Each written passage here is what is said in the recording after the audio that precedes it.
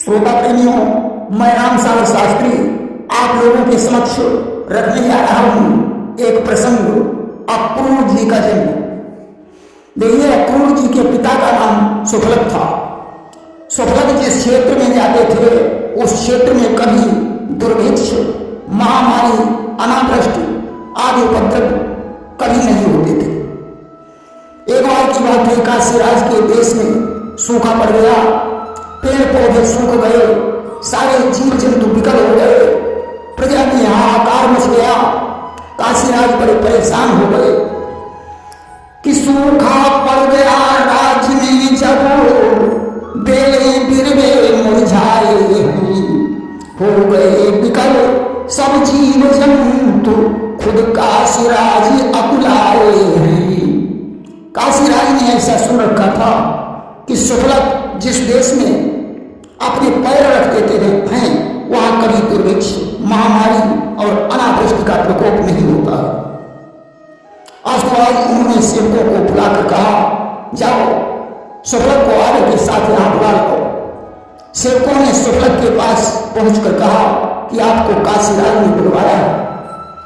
कि काशीराज सेवक ही बुलाई, और इन्हों सुफलक को बुलवाई।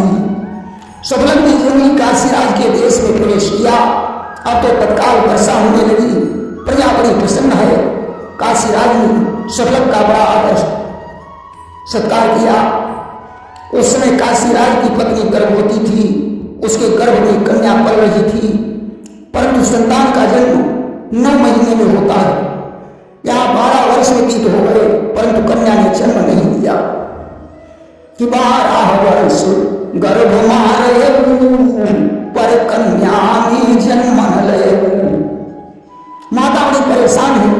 एक दिन काशीराज ने गर्भ में स्थित पुत्री से कहा कि हे पुत्री, 12 वर्ष व्यतीत हो गए, तुमने जन्म नहीं दिया, तुम्हारी माता को बड़ी पीड़ा हो रही है, इसलिए गर्भ से बाहर आओ, मैं तुम्हारा मुखमंडल देखने के लिए लालायित हो रहा हूं। कि राजा बोले, हे सुता मेरी, क्यों मां को पीड़ा देती हो, 12 वर्षीय हो चुकी पूर्ण, क्यों जन्म नहीं तुम लेती हो। पुत्री ने कहा, पिताजी अगर आप प्रतिदिन एक गाय दान करें तो 3 वर्षों के बाद मैं गर्भ से बाहर आ जाऊंगी। कि प्रतिदिन करो गाय को दाना, और तब हमरे जन्म निदाना। राजा ने स्वीकार कर दिया और प्रतिदिन एक गाय का दान करने लगा। धीरे धीरे 3 वर्ष व्यतीत हो गए, तब कन्या ने माता के उदर से जन्म लिया। राजा ने उस कन्या का नाम गांधिनी रख दिया।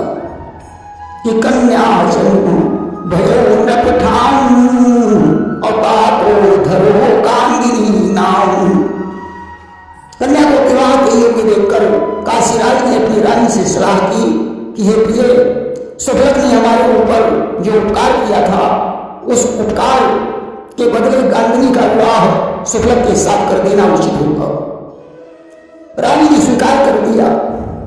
राजा ने सुफलक को अपने यहां बुलवाया और गांधिनी को समर्पित कर दिया। अस्तु गांधिनी सुफलक की पत्नी बन गई। कुछ दिनों के बाद गांधिनी ने गर्भ ठहराया और उसके गर्भ से अक्रूर जी का जन्म हुआ। कि धारण करो गांधिनी की नाम, असुख दे जन्म अक्रूर ही दीना। अक्रूर जी बड़े धर्मनिष्ठ थे। एक बार की बात है, वैष्णवंशी सत्राजित ने भगवान सूर्य की उपासना की। सूर्यदेव ने प्रसन्न होकर उसे स्मंतक मणि प्रदान कर दी।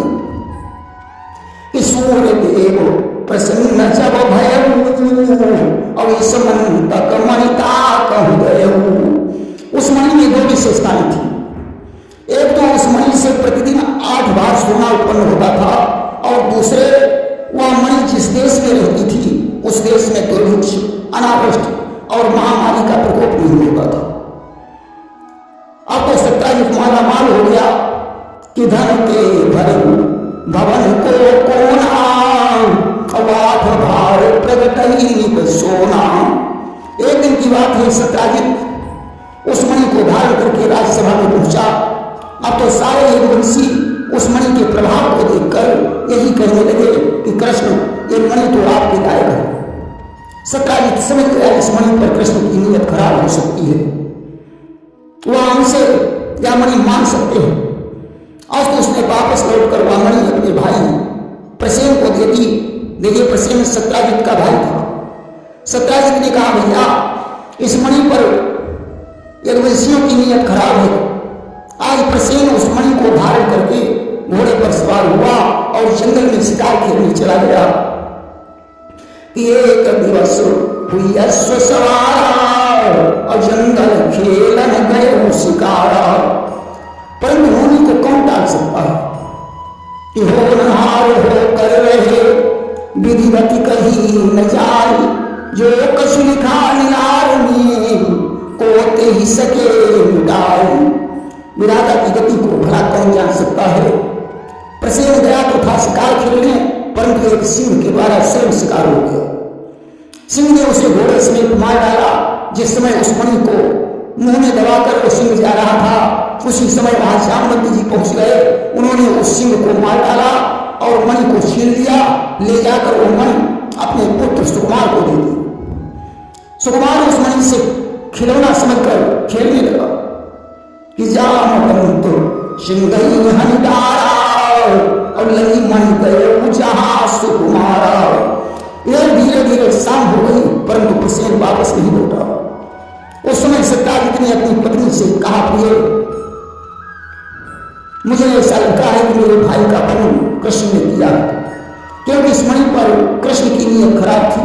परंतु प्रिय यह बात किसी से कहना नहीं कि रोले ना कोई मैं छुप कर यदि सुनकर दिल को सबर न हो, पर प्राण प्रिय सौगंध तुम्हें यह कानों कानों खबर न हो।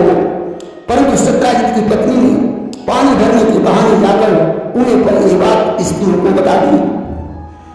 धीरे धीरे चारों तरफ खबर फैल गई। बात वो प्रसेन के कान तक पहुंच गई। अब तो भगवान कृष्ण को झूठा कलंक लग गया। इस कलंक को मिटाने के लिए कृष्ण सेना सहित जंगल में पहुंचे। वहां उन्होंने घोड़े के चरण चिन्ह देखे। वे समझ गए कि प्रसेन को सिंह ने मारा। परंतु मणि की खोज में उन्होंने एक गुफा देखी जिसमें जामवंत रहते थे। कृष्ण ने अपने साथियों को वहीं बाहर रोक दिया। जो गुफा के अंदर घुसे, सुकुमार उस मणि के साथ खेल रहा था। कृष्ण को देखकर धात्री चिल्लाने लगी कि धात्री त्राही त्राही उच्चारा और जामवंत आए ऊपर धारा। धात्री की आवाज को सुनकर जामवंत जी आ गए। दोनों के बीच मल्ल युद्ध होने लगा। एक दो दिन की बात ही छोड़ो, 21 दिन घमासान युद्ध हुआ। जामवंत का सारा अभिमान नष्ट हो गया। आज उन्होंने भगवान को पहचान लिया। हाथ जोड़कर कहने लगे प्रभु त्रेता में लंका के युद्ध के पश्चात मैंने आपसे कहा था कि प्रभु 84 दिन लंका में घनघोर युद्ध हुआ, परंतु मेरे भुजाओं की खुजली नहीं मिटी। तब आपने मुझसे कहा था कि जामवंत मैं द्वापर में जब कृष्ण बनकर आऊंगा तब तुम्हारी भुजाओं की खुजली स्वयं युद्ध करके मिटा दूंगा। आप निश्चित ही कृष्ण भगवान हैं। मैंने आपके साथ युद्ध किया, इसके लिए मुझे क्षमा करना। भगवान ने जामवंत के शरीर का स्पर्श किया। जामवंत की सारी पीड़ा दूर हो गई। उन्होंने अपनी पुत्री जामवंती भगवान को समर्पित कर दी और वह मणि भगवान को प्रदान कर दी कि जामवंत निज सुता बुलाई और इस मन तक युद्ध दीन गाई। भगवान द्वारका पुरी को लौटा। उन्होंने वामन सत्याजित को प्रदान कर दी। अब तो सत्याजित को बहुत खेद हुआ कि मैंने कृष्ण को झूठा दोष लगाया। एक दिन उसने अपनी पत्नी से सलाह की और अपनी पुत्री सत्यभामा का विवाह कृष्ण के साथ कर दिया और वो मन दहेज में दान कर दी कि दई ब्याही पुत्री सत्यभामा और दीन हम इस मन तक नामा। और इधर एक दिन की बात है, भगवान कृष्ण को सूचना मिली कि कौरवों ने पांडवों को लाक्षा गृह में ठहराकर आग लगा दी है, इसलिए वे वारणावत नगर को चले गए। और इधर अपूर्व और कृतवर्मा ने शतधन्वा से कहा कि आज कृष्ण द्वारिका के बाहर गए हुए हैं, इसलिए सत्याजित को मारकर तुम इस मंतक मन को क्यों नहीं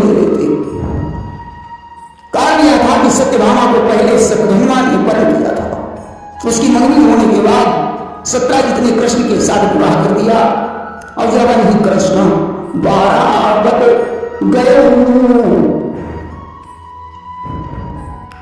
जब कृष्ण बारावत चले गए कि जब ही कृष्ण बारावत धाये तो सतधर्मा मनमा हर्षाये। आज मौका पाकर उन दोनों की सराह पर सतधर्मा ने सत्राजित को मारकर मणि दे दी और वहां से भाग। इधर सत्यभामा अपने पिता की मृत्यु पर दुखी हुई। वह रथ पर सवार होकर कृष्ण के पास पहुंची। सत्यभामा ने कृष्ण को सारी घटना बताई।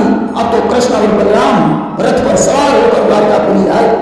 सत्यभामा को जैसे ही कृष्ण के आने की सूचना मिली, वह दौड़कर कृतवर्मा के पास पहुंचा। उसने कहा, कृतवर्मा अब हमारी रक्षा करो, अन्यथा कृष्ण मुझे मार डालेंगे। कृतवर्मा ने कहा कि मैं कृष्ण और बलराम से तुम्हारी रक्षा नहीं कर सकता, इसलिए दूसरा दरवाजा देखो। सत्यभामा अक्रूर के पास गया। उसने कहा, अक्रूर मेरी रक्षा करो। अक्रूर ने भी इनकार कर दिया। सत्यभामा ने कहा, अक्रूर ये मणि तुम ले लो, मगर कृष्ण से हमारे प्राण की रक्षा करो। अक्रूर बोले, मैं एक शर्त पर मणि ले सकता हूं, तुम मरते मर जाओगे परंतु मणि के बारे में कभी किसी को नहीं बताओगे। सत्यभामा ने स्वीकार कर लिया। अक्रूर ने कहा कि तुम 100 योजन दूर जाने वाली वेगवान घोड़ी पर सवार होकर यहां से निकल जाओ। सत्यभामा शीघ्रगामी घोड़ी पर सवार होकर भागा। भगवान ने उसकी घोड़ी के पीछे अपने रथ को दौड़ा दिया। दौड़ते दौड़ते मिथिला नगरी के वन में पहुंच गया। वहां उसकी घोड़ी गिर गई और उसका प्राण हो गया। कि मिथिला नगरी के वन में जा घोड़ी ने दम को तोड़ दिया। सतधर्मा पैदल भाग चला तो चक्र कृष्ण ने छोड़ दिया। घोड़ी का प्राण हो गया। सतधर्मा पैदल भाग खड़ा हुआ। भगवान कृष्ण ने चक्र छोड़कर उसका शीश काट दिया, परंतु उसके पास स्मृतक मणि नहीं मिली। अब तो बलराम जी को कृष्ण पर संदेह हुआ कि शायद मणि कृष्ण के ही पास है। उन्होंने कृष्ण से कहा, कृष्ण तुम बड़े लोभी हो, वह मणि तुम्हारे ही पास है। भगवान कृष्ण ने बलराम को बहुत कुछ समझाया, परंतु वे गुस्सा होकर मिथिला नगर में राजा जनक के यहाँ चले गए। जनक ने उनका स्वागत सत्कार किया। बलराम 3 वर्ष तक मिथिला में रहे और वहीं उन्होंने दुर्योधन को गदा युद्ध की शिक्षा दी। उग्रसेन ने विजयनगर में जाकर जब बलराम को विश्वास दिलाया कि कृष्ण के पास कोई मणि नहीं है तो वे द्वारका को लौट आए। उधर उस मणि के प्रभाव से अक्रूर जी खूब यज्ञ करवाने लगे। मणि के प्रभाव से द्वारका में कभी सूखा नहीं पड़ा, महामारी नहीं फैली। धीरे धीरे 62 वर्ष व्यतीत हो गए कि मणि प्रभाव ते 62 साला अवना दृष्टि नहीं परो अकाला। कुछ समय बाद अक्रूर को शंका उत्पन्न हो गई कि कहीं कृष्ण को इस बात का पता न चल जाए कि मणि अक्रूर के पास है। अतः उन्होंने द्वारकापुरी को छोड़ दिया। अब तो उनके जाते ही द्वारका में महामारी, दुर्भिक्ष, अनावृष्टि, वृष्टि का प्रकोप होने लगा। उस समय बलराम, कृष्ण और उग्रसेन आज मिलकर विचार करने लगे। सभा में एक अन्नक नाम का बड़े वृद्ध एक ऋषि बैठा हुआ था। उसने कहा कि जब के गयो अक्रूर सिधारी अपरो अकाल द्वारिका भारी। जब से अक्रूर जी यहां से गए हैं तभी से द्वारका में उपद्रव होने लगे। अक्रूर के पिता शतरथ भी जिस देश में रहते थे वहां कभी महामारी और दुर्भिक्ष का संकट नहीं आता था। अक्रूर जी भी पिता के समान गुण पाए जाते हैं, इसलिए अक्रूर जी को ढूंढकर द्वारकापुरी में ले आओ। शायद इस मंतक मणि अक्रूर के पास है, परंतु उन्हें अवैधान देकर उनके अपराध को क्षमा करो। भगवान कृष्ण समझ गए कि अक्रूर में तो ऐसा गुण नहीं हो सकता है, परंतु इस मंतक मणि में यह विशेषता पाई जाती है। आज बहुत से ऋषियों को साथ में लेकर सत्यभामा बलराम के सिद्ध कृष्ण ने अक्रूर की खोज की। वे यज्ञ करवा रहे थे। कृष्ण ने जाकर कहा कि हे दानवीर, सत्यधर्मा ने जो मणि आपको प्रदान की है उसे आप मुझे दिखा दीजिए, क्योंकि मेरे ऊपर कलंक लगाया जा रहा है। बलराम जी मेरे ऊपर संदेह कर रहे हैं। अक्रूर जी ने वह मणि निकाली और कृष्ण के सामने रख दी। भगवान बोले, अशुद्ध अवस्था में इस मणि को धारण नहीं किया जा सकता है। मेरे 16,000 रानियां हैं। बलराम जी को भोगों का त्याग करना पड़ेगा। सत्यभामा की एक पैतृक संपत्ति है, मगर वह भी इस योग्य नहीं, इसलिए आप ही इसे धारण करें। मनुष्यों को यह देखकर आश्चर्य हुआ। अपूर्व जी को द्वारकापुरी में बुला लाए। द्वारका में वर्षा हुई, प्रजा प्रसन्न रहने लगी। और यहाँ प्रसंग जो सुनहि शंका लगई न झूठ कलंका, जो इस प्रसंग को शंका रहित होकर श्रवण करता है उसे कभी झूठा कलंक नहीं लगता। प्रेम से वृंदावन बिहारी लाल की जय।